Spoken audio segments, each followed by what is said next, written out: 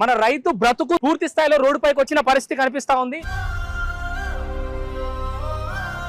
అప్పులు తెచ్చి నా జీవితాన్ని మార్చుకోవాలనుకున్నా కానీ ఇంత పాతాళంలోకి పడేసాడని అనుకోలేను. నేను జీవితాలు మారుస్తా అని ఆశ చూపించి తన దగ్గర నుండి అక్షరాల 5,63,000 రూపాయలు. అన్నా నేను చస్తానో బతానో తెలియదు అన్నా. నా కనీసం నేను చచ్చినాకనే నా పిల్లలకి ఇస్తావా, నా పిల్లం పిల్లలకి ఇస్తావా అంటే